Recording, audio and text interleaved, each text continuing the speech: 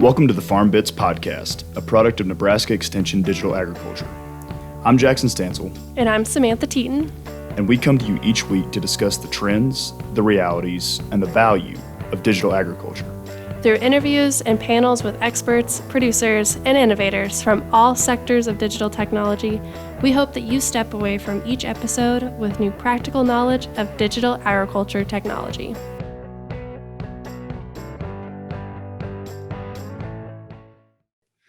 So welcome back to the FarmBits podcast for a recap of what happened in 2020. This episode is titled Hindsight Is 2020 because, well, 2020 is now in the hindsights, right? Mm-hmm. So last day of 2020, we all made it. And yes, we're very excited for this episode about what's all happened this past year. It's going to be great to flip the script on 2020 and move into 2021 tomorrow. I'm pretty pumped. Tomorrow is actually my birthday. So That's right. I'm a New Year's baby. And so I'm pretty excited about that. But we have a lot to cover today. There was a lot that happened in 2020. Probably most notably was COVID-19. Yeah, I'm sure you have all heard more than you ever care to hear about COVID-19. So we won't go into that too much, but we really want to talk about how it affected digital agriculture. Exactly. And that's kind of the purpose of this whole episode, is to recap 2020 specifically for what happened in digital agriculture this year. We hope to recap a few of our episodes in the process of doing that. And so for major events that happened in 2020 that may have had an impact on digital agriculture this year and potentially in 2021 as well. Obviously, we've already talked about COVID-19 a little bit. We also had an election year this year. And I know some people kind of have different thoughts on exactly how that's going to impact agriculture, but it certainly is going to be something new for us in 2021. Absolutely. As different people move into office and you think about all the trade and how much that influenced farmers this year, it's definitely something to keep our eye out on. We also had lots of weather events. The derecho that swept through Iowa and some other states had a huge influence on the crop year as well. We did. We had a few hurricanes that also came Mm-hmm. in the southeastern part of the country. I think North Carolina was affected by hurricanes pretty badly, and obviously Louisiana had a lot of effects of hurricanes. In that area, there's rice production, some crawfish production, stuff like that, and so I'm sure those farmers were impacted by those natural disasters there as well. Yeah, and while we're on that, there was also all the fires out west. There were many farmers that were influenced by that as well. So, with any of these natural disasters, our heart goes out to any families that were affected, and it's interesting to us to see what that does to the market. Yeah, and it wasn't long ago that here in Nebraska we had some pretty significant natural disasters, particularly that flooding in the spring of 2019, Hmm. and so Nebraskans know exactly how hard it is to come back from those type of disasters, and so yeah, our hearts definitely go out to everybody who's dealing with that this year. Um, and just kind of diving into COVID-19 a little bit, Sam, there were a few supply chain and animal product issues out there this spring, right? Yeah, absolutely. I think it was interesting for everyone to see. I don't know if fragile is the right word, but how easily influenced our supply chain is. So you think about how, the price of beef skyrocketed, but maybe farmers didn't see that return to their pockets. And some other animal products, the milk industry, the dairy industry was highly influenced. And so seeing how those supply chain problems all occurred in COVID, I think was interesting as schools were shutting down, some of the restaurants were shutting down, and what that did for us. Yeah, there was there was so much going on. I mean, people really didn't know how to respond, when this Mhm. first started happening, and it's something that really none of us have ever experienced before. It's a kind of a once in a generation, once in every two or three generations type thing. Um, so that's been really interesting. And I guess another thing that we found that I guess I hadn't heard prior to doing some research on what happened in 2020 is that in April, Poet, which is the world's largest ethanol producer, they actually idled several of their Midwest locations, and farmers lost a home for 110 million bushels of corn. So that's a pretty substantial impact on farmers who had, contracts or were trying to offload some corn in the spring of last year. Yeah, you think about how many fewer people were on the road. It seems like something like that would happen where you wouldn't have the demand for ethanol. And then it was interesting to see those numbers for sure. But on the positive side, we also saw that China made one of their largest purchases of US corn. So that was a historic event for trade and was awesome for our corn farmers.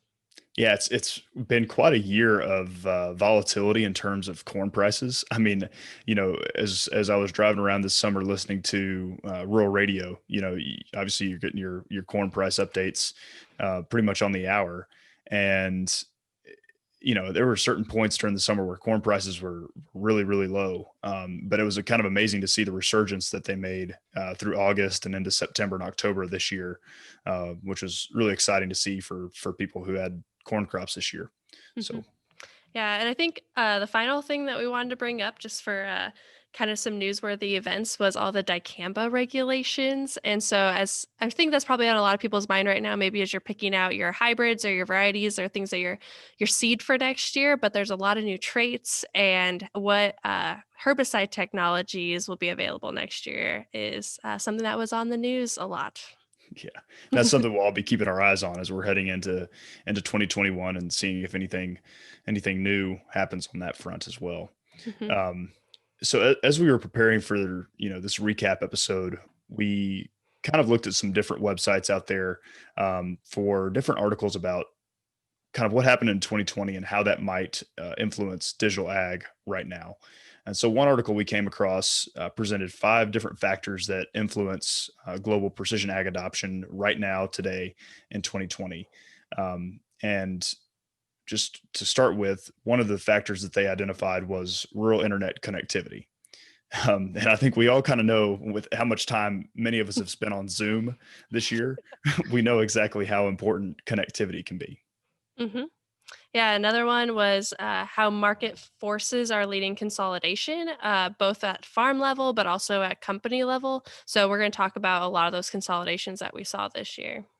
Yeah, and like we've already talked about a few times, there were a lot of natural disasters this year, climate related events, and so another factor that this article identified was climate change's effects becoming more pronounced as we move into 2021, and obviously we saw a lot of those impacts here in 2020. And so we'll discuss a little bit of climate change's effects in kind of an indirect way on the farm industry through carbon trading later in the episode as well. hmm Yeah, another one was the big players of other industries, and they're getting their feet wet in agriculture. So we'll talk about a few of those. We had the pleasure of hearing about Microsoft's FarmBits, which I think is one that we're keeping our eye on. So it's cool to see these other companies. I know they were talking about some pharmaceuticals or some other tech companies and what they're looking into in ag. Yeah, I even saw that Airbus, is they're basically a jetliner producing company. They're starting to move into the analytics space through some of their satellite constellations they have out there, which is pretty cool as well. There's also increasing digitization with COVID-19. That was the fifth factor that this article identified. And I think we've all seen an increase in digitization and computer applications with COVID-19. And I think we're just kind of hoping to see that continue and really translate on farm with some actual practical digital applications for farm data. Yeah. So, with those kind of trends in mind or things that we're looking forward to, we'll actually dive into some news events that happened in 2020. So, let's begin with one that actually really influenced our research. Some of you may know, but Teravion, which is an imagery provider, they used small planes and they took imagery and then they uploaded it to a website in a very easy to use way. They actually had to close and they filed for Chapter 11 bankruptcy earlier this year. Yeah, that was really interesting to see because there were some headlines of them making, new partnerships even leading up to when they filed for bankruptcy. So it'll be interesting to see where, Terry Vion goes, or, how that company gets broken up, and some of their practices may get adopted by other companies. We'll see. Um, Yeah, and it's interesting, like how many people had invested in this company and how strong they seemed. They had made a lot of headlines before of how innovative they were, but it kind of also showed that not all companies are safe in the tech right. world. Right. And they had a great software, nice user interface. So it'll be interesting to see who picks up the business model and adapts it to maybe something that's more effective or I guess more sustainable long term. Another trend that we saw this year in the industry space is kind of an expansion in irrigation technology. So CropX made several moves this year. They acquired a New Zealand company, Regen. They partnered with Rinky to provide some more irrigation analytics. They're hoping to build those out. They also acquired a Nebraska company, Crop Metrics. And some of you may have remembered Dr. Trenton Franz discussing crop metrics a little bit in his episode from measurements to maps. And so they're doing a lot of cool stuff with soil moisture sensors, as well as providing like variable rate irrigation prescriptions and scheduling. We even saw Netafim integrate Fluorosat's remote sensing technology into an irrigation management platform, and Valley Irrigation acquired Precision King, which is kind of um, an IoT type company that automates pump operation for flood irrigation settings. So a lot of movement on the irrigation front. Absolutely. And so another acquisition, looking more at the automation side, Raven purchased Dot. And if you have not heard of Dot before, they are really cutting edge in automation when it comes to like autonomous tractors and things like that. And they have some really cool videos online. And so Raven acquired them. And if you kind of think back to our episode with John Evans about harvest automation, you may want to go back and check that out and think about some challenges in automation. And it's interesting to see that Raven's moving more into that space. Yeah, that's going to be really cool to see. Raven's a big company. I'm sure they'll be able to scale up a lot of what Dot has already made progress on, which is going to be great to see. We also saw that John Deere acquired Harvest Profit, which is a company out of North Dakota that's working on essentially profitability maps and looking at farm profitability. And so this may kind of remind you of our episode with Terry Griffin, where we brought him on to kind of talk about profitability mapping and seeing farm profit as maybe more of a goal to have than yield and maximizing yield. So I highly encourage you, if you haven't listened to it, to go back and listen to our episode with Terry Griffin. Yeah, That it's kind cool of to. I would say it's cool to see John Deere's interested in it as well. They're seeing the value in that profit mapping. Yeah, John Deere is definitely making a little bit of an investment here in the analytics space, which is very cool to see. hmm Another acquisition, which seems a little bit random, but DTN, which is the same, they write Progressive Farmer magazine, or they may provide you a lot of the information or news that you have. They acquired a company, Clear Egg, and that was supposed to provide more information to them. And if you want to, it's kind of an interesting article, but I think they specialize in some marketing and weather information. And so it's supposed to provide that information to DTN that they didn't have before. Yeah, it'll be cool to see how they use it. I really have no idea how exactly they're going to use that, but I'll be very interested to see exactly how that gets incorporated into what DTN is offering. Mhm. On the investment front, we saw that BASF has made some moves to really invest in their digital farming platforms. So they invested in a startup, Smart AHC, which is a Chinese company, and I believe they also really made some moves with their Zarvio platform here in North America this year. hmm Absolutely. And then FMC also, they did some investment in emerging ag technologies as well. And one thing that we had been talking about before was, these are big chemical manufacturers, they're big companies, and it's exciting for us to see them move into the precision ag space. You see that so much with Corteva and Bayer and Syngenta, and now we're seeing the other ones follow along as well. Yeah, it's interesting. I mean, going back to BASF, it sounds like their platform has been more popular in Europe, prior to coming to North America. But it is interesting to see some of those technologies, moving over here, and it'll be really interesting to see what the adoption rates are. I don't know when we're going to find out about that, but it'll be exciting. And there's a lot of options now for farmers to pick from, which I know can make that a lot harder. Instead of just trying to decide on one, you have a lot of options now. Exactly. So one other investment that we saw happen in 2020 was that Indigo announced an additional $360 million in financing, and even got a new board of directors. So Indigo is a really interesting company that has kind of emerged here in recent years. Um, they kind of do a little bit of everything. It seems like Hmm. um, some precision ag services, biologicals, carbon trading.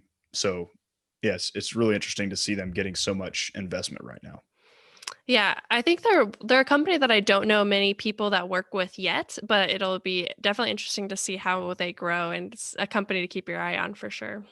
Yeah, we'll talk about Indigo a little bit more in just a few minutes, but uh, kind of the next theme that we want to discuss was collaboration. So, collaboration is, I think, growing in a lot of different sectors, but specifically in ag, it's a really important thing because ag is such a interdisciplinary kind of domain, right? Like you have to have agronomy, you have to have engineering. There are business aspects, so having that collaboration is pretty critical. Yeah.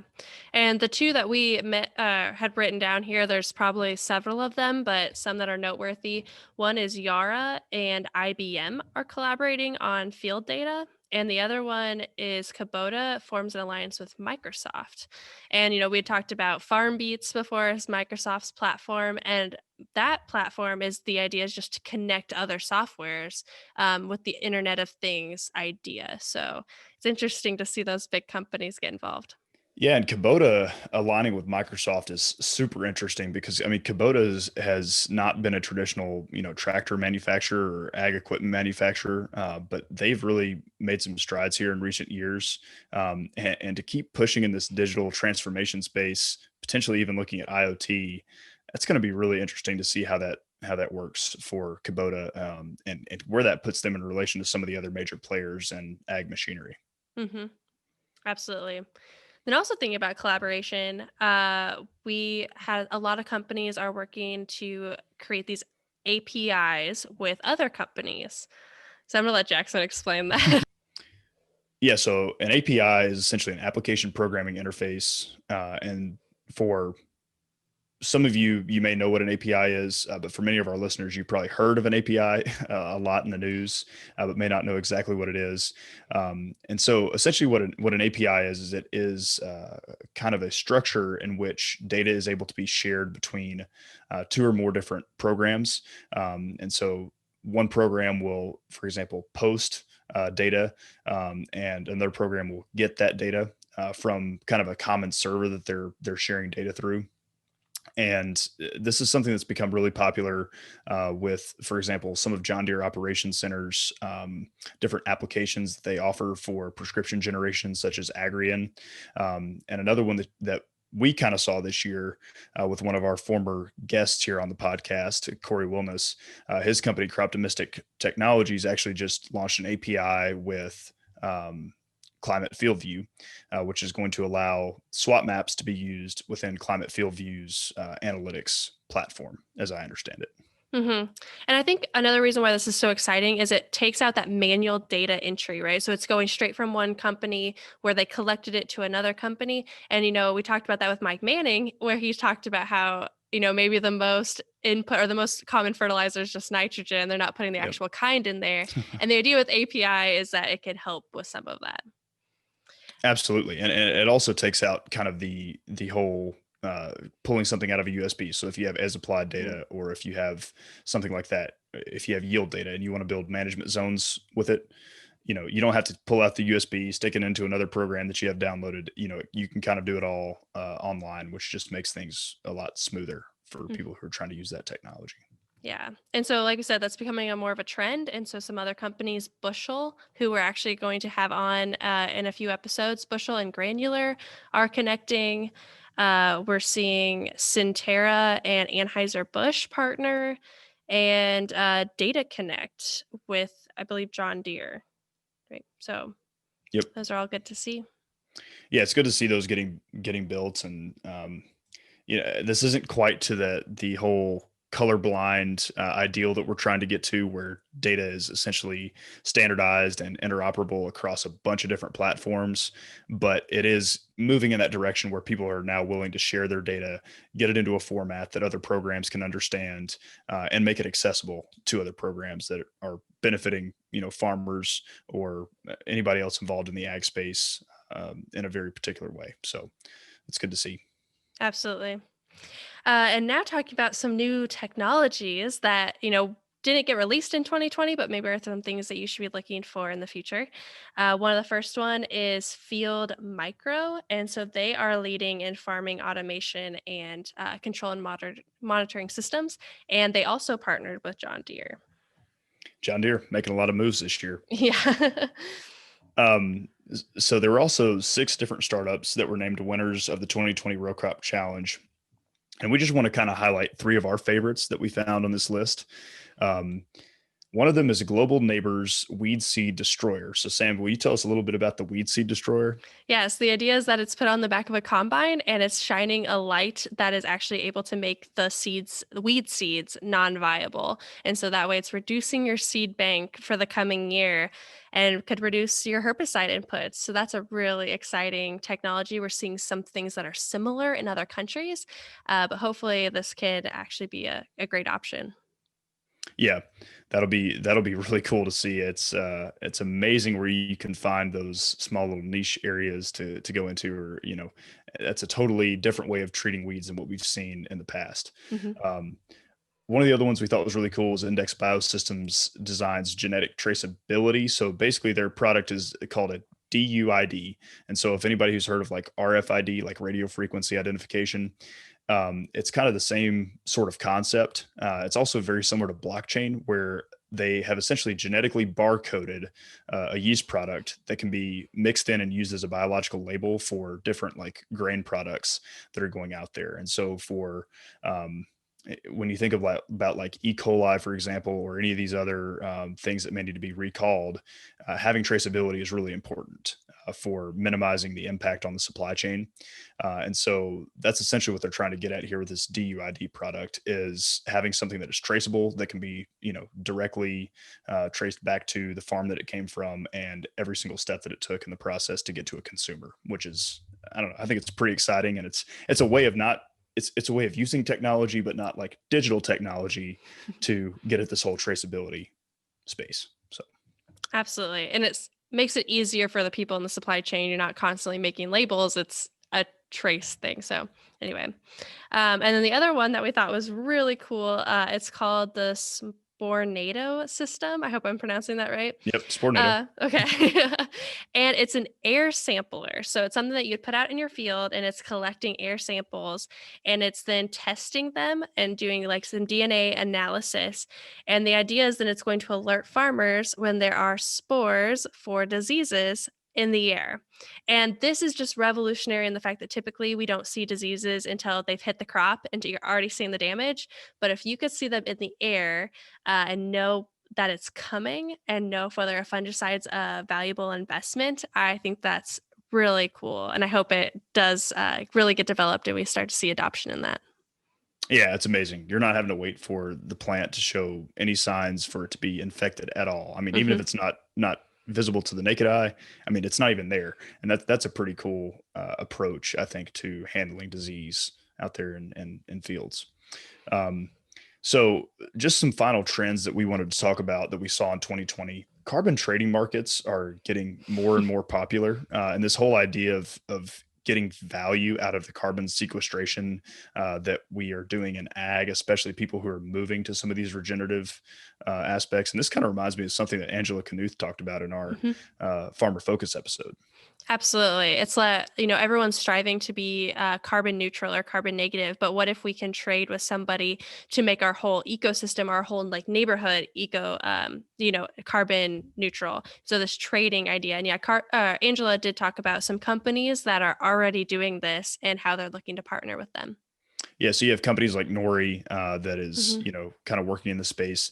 Indigo is starting to get into the space, and there are actually several companies, including Boston Consulting Group, Dogfish Head, Craft Brewing, and several other companies that have already committed to purchase agricultural carbon credits through Indigo's carbon trading marketplace, which is really interesting to see. And I guess this kind of is indicative of a potential for really increased regulations and greenhouse gas emissions, especially as we're heading into a new administration. What is that going to bring?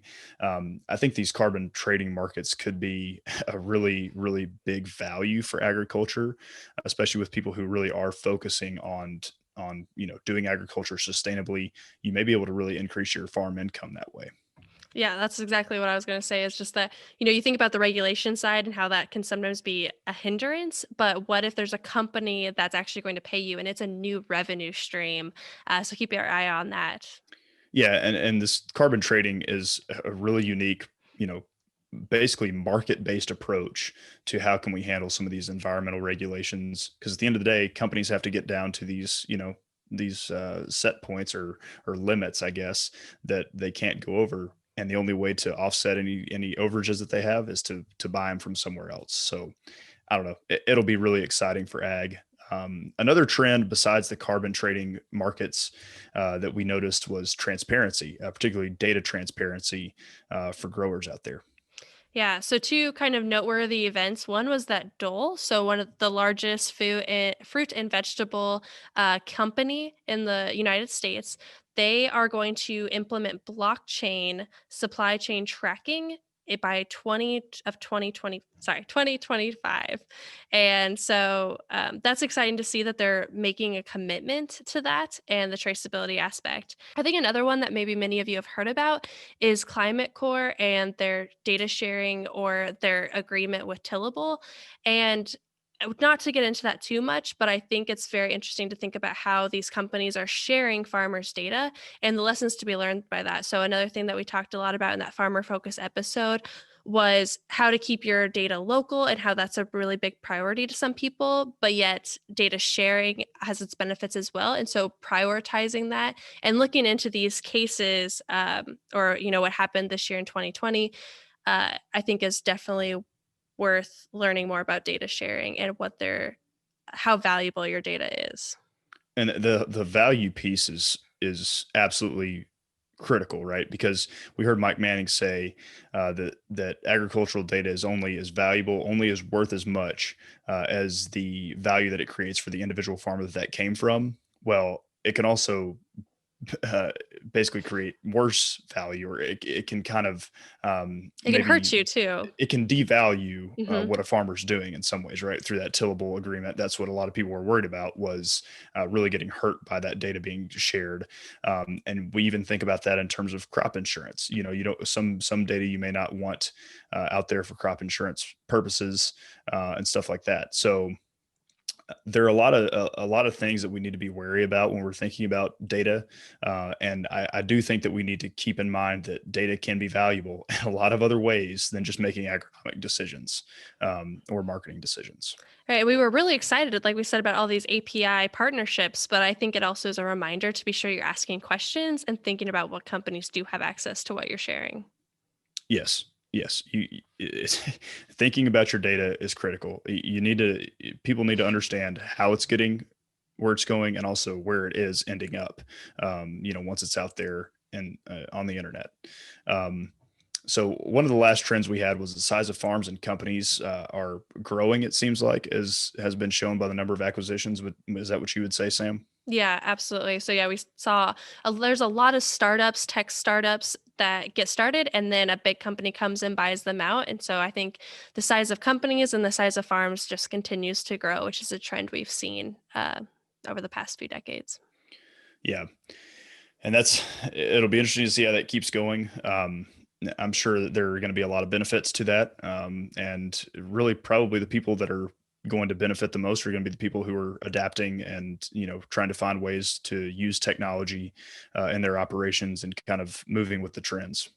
Absolutely. And you think about not all companies and not all farmers have to get big. They just have to be unique then and find niche markets, find things such as maybe carbon trading and things like that. So getting Find creative. value, keep Hmm. yourself profitable. Yep, Yep. absolutely. So, one last thing we wanted to cover, just getting back to COVID-19, which has kind of affected us all, and it seems like it's become COVID-20. And yes, I know that's not how these things get named.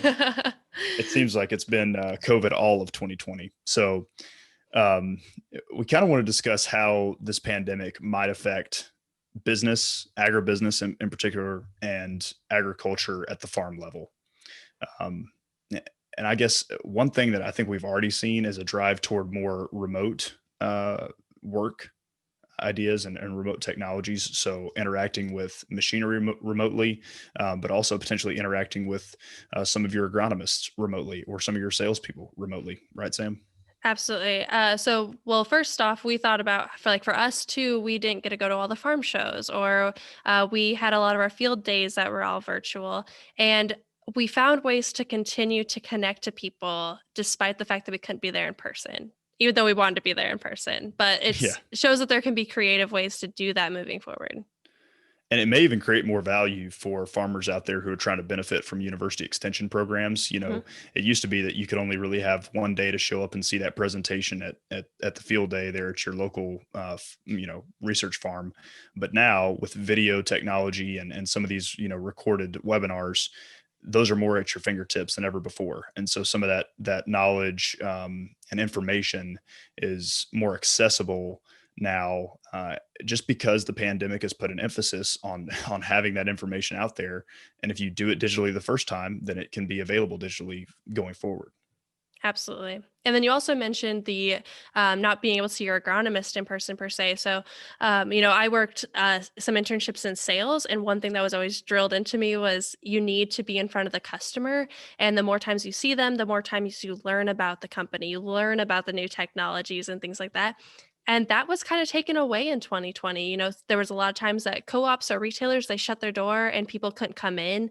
They couldn't give their sales pitch. Yeah. And so I think that's really interesting of what that did for the sales season. I'd love to see some analytics or some numbers on what that did. But I just think about how hard it would be to be a startup in 2020, and you can't even get your foot in the door to make that relationship or explain your product. And so I hope that they're able to keep on going and survive that. Yeah, and for companies that are growing, maybe already had a little bit of a foundation, maybe the pandemic's going to expose them to broader markets, right? So Mhm. we think about how much online shopping that Sam has been doing to get ready for Christmas. Yep. Not just Sam, me too. But it's kind of the same concept in ag right now. If we think about the direct to consumer marketplace that is growing quite a bit, how much for those high value producers out there, maybe for people who are doing livestock, how much more can you get into this direct to consumer trend now with more online shopping that people are trying to do? Maybe they're trying to avoid the grocery store in its entirety, and you're a little bit more valuable now to them. So that's going to be kind of an exciting thing to see. Absolutely. Some other ones, digital contract signatures may get big. There's also a precision ag tech hub that I heard about on precisionag.com, which I want to look more into. It seems like it could be a good place to be right now for some of these startup people, as well as I guess it's kind of a marketplace, right, for farmers to go and kind of browse these different ag tech options that are available to them. So that's kind of a new way if they're not able to get in the door, right, and do sales. At least now there's a hub that people can go to and explore the different options that are available to them. Hmm. Yeah, and then the final point was, the working remotely and what that's going to do for the job force. And I think about, especially in agriculture, you have a lot of people that want to go back to the farm, the family farm, but maybe they need another side job or something else beforehand. And this is really pushing that they're able to work remote. You don't have to move to a new location necessarily to do sales or to be a part of a company. And I think that's really exciting for people in ag. Yeah, and even for people who are, graduating with agriculture degrees who, maybe want to get back to the farm someday, but they realize they've got to work right now, or they have something else they want to do with their lives right now. You can still maybe be close to the farm and still help out a little bit and be closer to your family and work remotely. I know Trimble is kind of moving in this direction Hmm. with more remote work, and so that'll be exciting for recent grads here in the coming years as well, I think. Yeah. So with that, Jackson, what was the biggest thing you learned in 2020 or your biggest takeaway? Yeah, so I guess in light of the pandemic just being something that we were totally unprepared for in some ways, and just totally were not expecting, um, and then also having all these different climate related natural disasters, right? We've had to be adaptable and flexible this year more than any other time, probably in our history. And technology really allows us to be adaptable and flexible. It really does, especially some of these, Internet of Things technologies, remote connectivity. those really allow us to do a lot more work in a lot of different ways than we've ever done them before. And so I think for people who are looking to maintain their profitability, who are wanting to grow and improve, I think investing in technology as a way to become and maintain adaptability and flexibility is critical.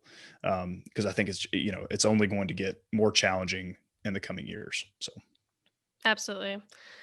Yeah, I think my biggest takeaway was like our resiliency of 2020 for farmers and the ag industry. So we did see some companies go out of business. We did see some tough times. I think it was pretty questionable going on there, especially at the beginning of the pandemic.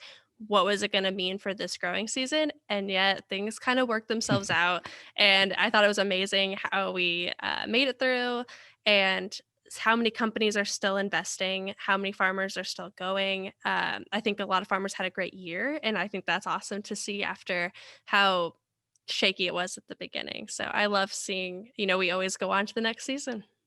yep. And I love the positive note that you ended us on there, Sam, because I think there really is still a lot of good to take out of 2020. I think there's probably more good than there is bad. Mhm. I think a lot of these changes that are going to happen are going to be really beneficial for a lot of people, if we allow ourselves to see that and really invest in the benefit. So, Yeah, challenges are what drive innovation. So who knows what cool technologies we'll see a couple of years from now that all started from this year. yep. And starting in 2020, 21, we'll get to see exactly what those technologies are going to be. So with that, I think we're going to wrap up this episode and wrap up 2020. And our next episode, we will see you in 2021. That's right. Hope you can join us. Thanks for listening. See y'all later. Thank you for taking the time to join us today on the FarmBits podcast. If you enjoyed this episode, please subscribe to the podcast on Spotify, Apple Podcasts, YouTube, or wherever you listen to podcasts to be informed about the latest content each week. We welcome your feedback, so if you have comments or questions for us, please reach out to us over email, on Twitter, or in the review section of your favorite podcast platform. Our contact information can also be found in the show notes. We would like to thank Nebraska Extension for their support of this podcast and their commitment to providing high-quality informational material to members of the agricultural community in Nebraska and beyond. The opinions expressed by the hosts and guests on this podcast are solely their own and do not reflect the views of Nebraska Extension or the University of Nebraska-Lincoln. We look forward to you joining us next week for another episode of FarmBits.